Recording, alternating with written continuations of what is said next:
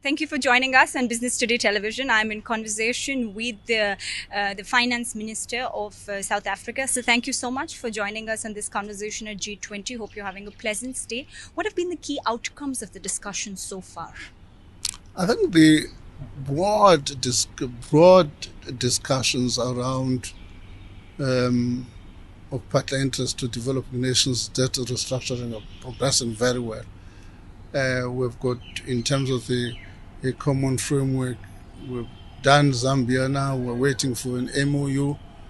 We expect an appointment of another creditors team to look at Ghana, which is quite an important development for us. The second issue is the evolution of the Multinational Development Bank and the banks to structure them in such a manner that they can take the development challenges facing our nations in the 21st century. Great. World Bank and also, of course, India's G20 presidency has been focusing a lot on debt restructuring. And that is likely also going to be included in today's agreement or consensus that comes. What is your view on that? Look, as I indicated, debt restructuring impacts positively for on developing nations, and therefore we would support any attempt to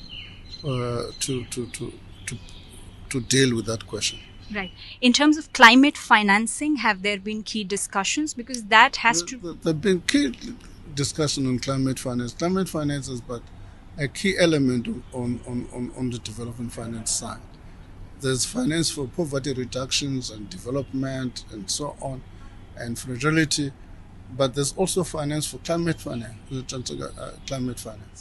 Right. One last question. I'm going to set us aside from G20 and try and understand the relationship between South Africa and India. Further going, how do you see the trade expanding?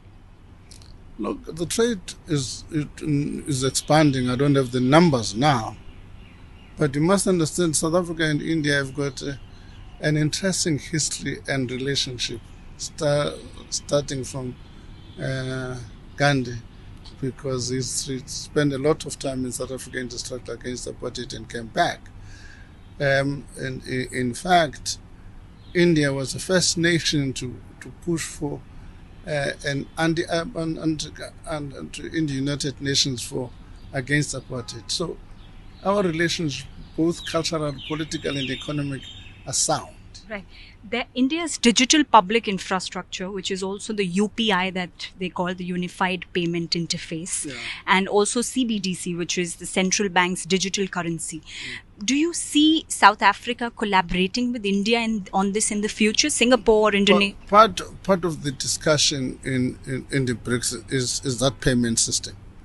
So South Africa will definitely be collaborating with India through that, but I think we've got to move beyond that, go at a bilateral level. Okay, great. Thank you so much, sir, for speaking with us. Thank you very much.